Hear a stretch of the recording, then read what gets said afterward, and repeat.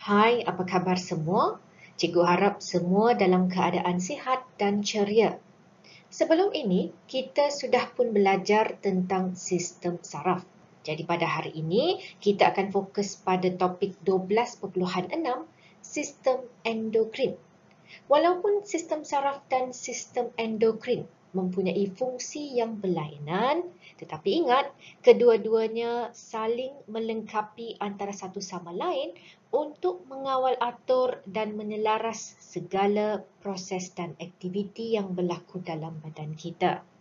Jom kita belajar sama-sama. Kita lihat dulu objektif pembelajaran untuk hari ini. Pada akhir pembelajaran nanti, cikgu harap pelajar dapat menyatakan peranan kelenjar endokrin dalam manusia. Yang kedua, dapat mengenal pasti dan melabel kelenjar endokrin. Ketiga, dapat mencerakinkan fungsi hormon yang dirembeskan oleh setiap jenis kelenjar endokrin. Yang keempat, dapat membincangkan penglibatan sistem saraf dan sistem endokrin dalam situasi cemas. Dan yang terakhir, dapat membanding dan membezakan antara sistem saraf dengan sistem endokrin. Sistem endokrin terdiri daripada kelenjar-kelenjar endokrin. Kelenjar-kelenjar endokrin merupakan kelenjar tanpa duktus. Tanpa duktus di sini bermaksud ianya tidak mempunyai salur yang khusus. Sebaliknya, setiap kelenjar endokrin ini akan merembeskan bahan kimia yang disebut sebagai hormon terus ke dalam aliran darah.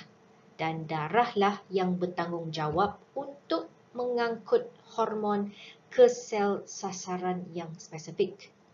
Pada sel sasaran spesifik terdapat molekul reseptor. Apabila hormon bergabung dengan molekul reseptor yang spesifik, maka berlakulah gerak balas yang spesifik. Apakah kelenjar-kelenjar endokrin manusia? Yang pertama ialah hipotalamus yang terletak di atas kelenjar pituitari. Yang kedua ialah kelenjar pituitari yang terletak di bawah hipotalamus. Lihat gambar yang ditunjukkan. Di bahagian atas ialah hipotalamus dan di bahagian bawah ialah kelenjar pituitari. Kedua-duanya merupakan kelenjar endokrin yang akan merembeskan hormon. Seterusnya di bahagian hadapan trakea terdapat kelenjar tiroid. Di bahagian atas ginjal pula terdapat kelenjar adrenal. Pankreas juga merupakan kelenjar endokrin dan terletak di belakang perut. Bagi wanita, kelenjar ovari terletak di dalam ruang pelvis, manakala bagi lelaki, kelenjar testis dilindungi oleh skrotum. Sekarang kita akan lihat pula setiap hormon yang dirembeskan oleh kelenjar endokrin. Kita mulakan dulu dengan kelenjar pituitari yang juga dikenali sebagai kelenjar utama. Kenapa kelenjar pituitari merupakan kelenjar utama sistem endokrin? Ini adalah kerana kelenjar ini merembeskan hormon yang dapat mengawal rembesan kelenjar endokrin yang lain. Tak faham? Tak apa. Nanti kita akan lihat contoh-contoh yang membuktikan dan menunjukkan bahawa kelenjar pituitari ini merupakan kelenjar utama. Lihat gambar yang ditunjukkan di bawah. Kita tahu kelenjar pituitari terletak di dasar hipotalamus dan ianya terbahagi kepada dua bahagian utama iaitu lobus anterior dan lobus posterior. Setiap lobus ini merembeskan hormon yang berbeza yang mempunyai fungsi yang spesifik. Kita lihat dulu lobus posterior kelenjar pituitari. Bahagian ini akan merembeskan hormon antidiuresis yang dikenali dengan singkatan ADH. Apa fungsi ADH? Kita tahu semua kelenjar endokrin merupakan kelenjar tanpa duktus. Bermaksud ADH juga akan dirembeskan terus ke dalam aliran darah. Aliran darah akan mengangkut ADH ke seluruh badan tetapi hanya akan bertindak ke atas organ ginjal. Di ginjal, ADH merangsang penyerapan semula air. Dalam erti kata yang lain, ADH mengawal kuantiti air kencing yang kita hasilkan. Selain hormon ADH, lobus posterior kelenjar pituitari juga merembeskan hormon oksitosin. Hormon oksitosin akan bertindak ke atas otot uterus dan penting untuk wanita mengandung semasa proses kelahiran. Ini adalah kerana oksitosinlah yang merangsang pengecutan otot uterus dan ini penting untuk menolak bayi keluar. Oksitosin juga akan bertindak ke atas kelenjar susu. Ingat ya, hanya untuk wanita yang terdapat kelenjar susu di mana selepas proses kelahiran, oksitosin akan merangsang kelenjar susu untuk mengeluarkan susu. Sekarang kita lihat pula hormon-hormon yang dirembeskan oleh lobus anterior kelenjar pituitari.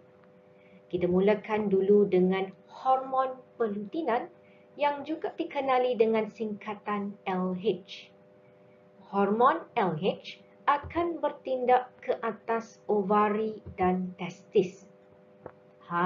Di sini kita nampak ovari dan testis juga merupakan kelenjar endokrin. Jadi, secara tidak langsung, kelenjar pituitari merembeskan hormon yang dapat mengawal kelenjar endokrin lain. Sebab itu, kelenjar pituitari merupakan kelenjar utama. Di ovari, LH akan merangsang ovulasi, di mana usid sekunder akan dibebaskan ke tiub fallopian. Selain itu, LH juga merangsang perkembangan korpus luteum dan rembesan estrogen dan progesteron. Di testis pula, LH akan merangsang rembesan hormon testosteron. Hormon kedua yang dirembeskan oleh lobus anterior kelenjar pituitari ialah hormon adrenocorticotrof yang juga dikenali dengan singkatan ACTH, di mana hormon ini akan bertindak ke atas korteks adrenal. Jadi kita tahu adrenal juga merupakan kelenjar endokrin. Hormon ACTH yang dirembeskan oleh kelenjar pituitari akan merangsang korteks adrenal untuk merembeskan hormon. Sekali lagi, kita nampak di sini peranan kelenjar pituitari yang mengawal rembesan hormon oleh kelenjar endokrin yang lain. Mungkin ada yang tertanya-tanya apa yang dimaksudkan dengan korteks. Untuk pengetahuan semua, adrenal terbahagi kepada dua bahagian utama, iaitu di bahagian luar ialah korteks, di bahagian tengah atau dalamnya adalah medulla. Jadi ACTH bertindak ke atas korteks adrenal. Seterusnya, lobus anterior juga merembeskan hormon perangsang tiroid, di mana hormon perangsang tiroid sudah tentu akan merangsang kelenjar tiroid untuk merembeskan tiroksina. Sekali lagi, ingat, inilah yang menyebabkan kelenjar pituitari dikenali sebagai kelenjar utama kerana hormon TSH yang dirembeskan oleh kelenjar pituitari mengawal kelenjar lain iaitu kelenjar tiroid untuk merembeskan hormon tiroksina. Selain itu, lobus anterior juga merembeskan hormon perangsang folikel. Singkatannya ialah FSH yang juga bertindak ke atas gonad iaitu ovari dan testis. Di ovari, FSH akan merangsang perkembangan folikel dalam ovari. Folikel inilah yang akan akhirnya membentuk ovum. Di testis, FSH merangsang spermatogenesis, iaitu proses penghasilan sperma. Dan akhir sekali, hormon pertumbuhan atau GH yang dirembeskan oleh lobus anterior kelenjar pituitari akan bertindak ke atas semua tisu lembut dan tulang yang sudah tentu akan merangsang pertumbuhan, sintesis protein dan metabolisme lemak.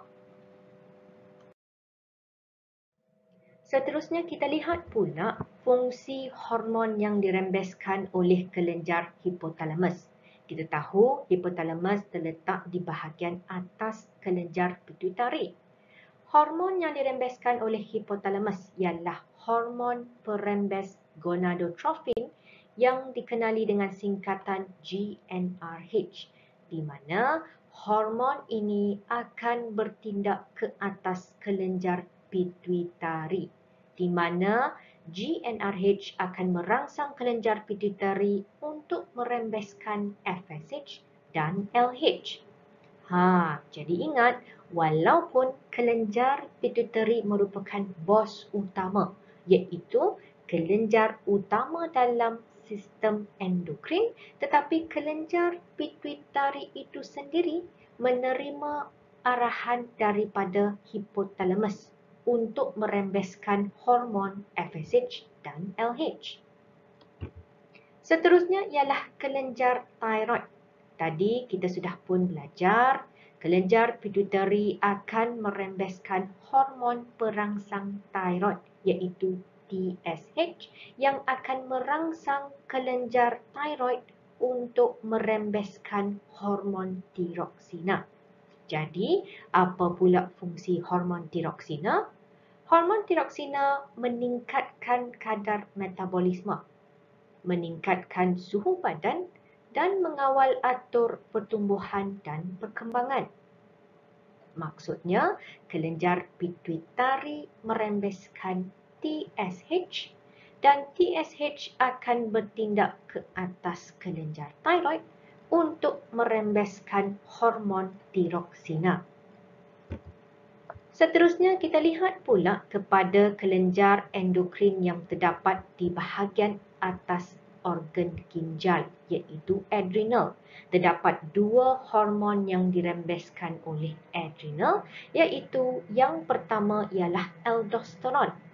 Aldosteron juga akan bertindak ke atas ginjal, di mana aldosteron akan meningkatkan penyerapan semula garam mineral di ginjal. Jadi bagi yang masih ingat lagi, kita dah belajar tadi kelenjar pituitari merembeskan hormon ADH yang akan mengawal penyerapan semula air di ginjal. Jadi ingat, ADH, air. Aldosteron ialah garam. Hormon kedua yang dirembeskan oleh kelenjar adrenal ialah adrenalina. Jadi hormon dan juga kelenjar namanya seakan-akan sama. Adrenalina penting untuk menyediakan badan kita semasa menghadapi situasi kecemasan. Dan gerak balasnya adalah semuanya untuk meningkatkan, iaitu meningkatkan aras gula, meningkatkan kadar pernafasan, denyutan jantung dan kadar metabolisme. Jadi semua ini penting untuk kita menghadapi situasi kecemasan. Lihat pula kepada pankreas. Pankreas juga merembeskan dua jenis hormon, iaitu insulin dan glukagon. Dalam erti kata yang mudah, pankreas mengawal atur aras glukosa dalam darah. Ingat ya, glukosa di sini merujuk kepada gula dalam darah, di mana insulin mengurangkan aras glukosa, manakala glukagon meningkatkan aras glukosa. Jadi sama ada di organ hati, otot ataupun tisu adipos, jika terdapat glukosa yang berlebihan, insulin akan menukarkan glukosa berlebihan dan disimpan sebagai glykogen. Tetapi jika aras glukosa menjadi rendah, maka simpanan glykogen akan ditukarkan semula kepada glukosa dengan bantuan hormon glukagon. Jadi, tindakan insulin dan glukagon adalah secara berlawanan, tetapi kedua-duanya mengawal atur aras glukosa dalam darah. Akhir sekali, kita akan lihat pula tentang ovari dan testis, iaitu ovari akan merembeskan dua jenis hormon. Hormon yang pertama ialah hormon estrogen, di mana ianya akan merangsang perkembangan ciri-ciri seks sekunder perempuan, iaitu perubahan yang berlaku semasa proses akhir balik dan juga merangsang kematangan folikel. Folikel inilah yang akhirnya akan menjadi ovum. Estrogen juga penting untuk membaiki serta merangsang penebalan dinding uterus, iaitu khususnya selepas haid, estrogen akan membaiki semula dan menebalkan dinding uterus. Hormon kedua yang dirembeskan oleh ovari ialah progesteron. Progesteron merangsang perkembangan dinding uterus dan juga pembentukan plasenta. Ingat, progesteron ini penting untuk menebalkan dinding uterus supaya embrio dapat menempel padanya. Sekiranya terdapat masalah pada hormon progesteron, ini boleh menyebabkan keguguran. Kita lihat pula tentang testis. Testis merembeskan hormon testosteron yang akan merangsang perkembangan ciri-ciri seks sekunder lelaki, iaitu perubahan yang berlaku pada lelaki semasa akhir balik dan juga proses spermatogenesis, iaitu proses penghasilan sperma. Situasi cemas melibatkan kedua-dua sistem saraf dan sistem endokrin, di mana kedua-dua sistem ini perlu bekerjasama untuk menghasilkan gerak balas yang bersesuaian.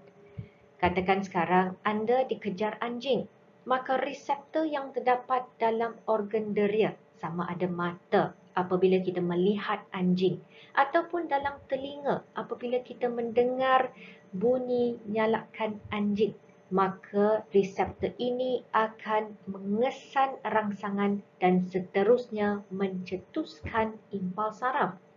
Impuls saraf akan dihantar ke hipotalamus. Hipotalamus akan mengintegrasi dan seterusnya mentafsir maklumat yang diterima dan mencetuskan impuls saraf yang baharu yang akan dihantar terus ke medula adrenal. Jadi tadi kita dah belajar tentang korteks, iaitu bahagian luar adrenal. Ini adalah medula adrenal, iaitu bahagian tengah kelenjar adrenal. Apa pula yang dilakukan oleh medula adrenal?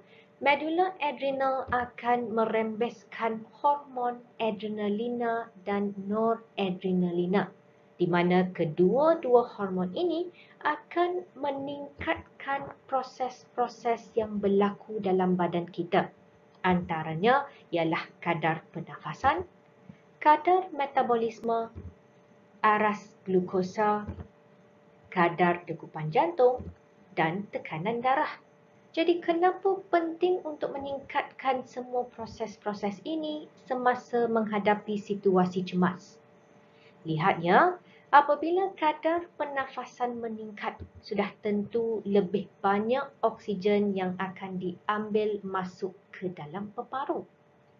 Apabila kadar metabolisme pula meningkat, lebih banyak simpanan glikogen akan ditukarkan kepada glukosa dan ini seterusnya meningkatkan aras glukosa dalam darah.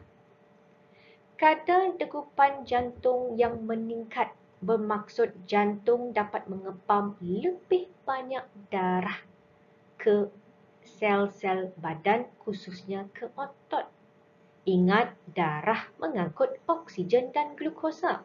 Dan kedua-dua bahan ini penting untuk proses respirasi sel. Jadi apabila lebih banyak oksigen dan glukosa dihantar ke sel otot, kadar respirasi sel akan meningkat dan seterusnya lebih banyak tenaga dapat dijana. Maka bolehlah pelajar itu lari dengan laju. Ini dikenali sebagai gerak balas lawan atau lari, iaitu sama ada kita lawan ataupun lari, sudah tentu kita memerlukan tenaga yang banyak yang dijana melalui proses respirasi. Gerak balas lawan atau lari iaitu apabila menghadapi situasi cemas melibatkan sistem saraf iaitu pengaliran impuls saraf dan juga sistem endokrin yang akan merembeskan hormon. Akhir sekali, kita akan membanding dan membezakan antara sistem saraf dan sistem endokrin. Kita tahu kedua-dua sistem ini mempunyai tisu atau organ sasaran spesifik yang akan menghasilkan gerak balas terhadap sesuatu rangsangan. Kedua-dua sistem ini juga berfungsi untuk menyelaraskan segala aktiviti badan. Apa pula perbezaan antara kedua-dua sistem ini? Kesan bagi sistem saraf adalah singkat, tetapi kesan bagi sistem endokrin adalah lama.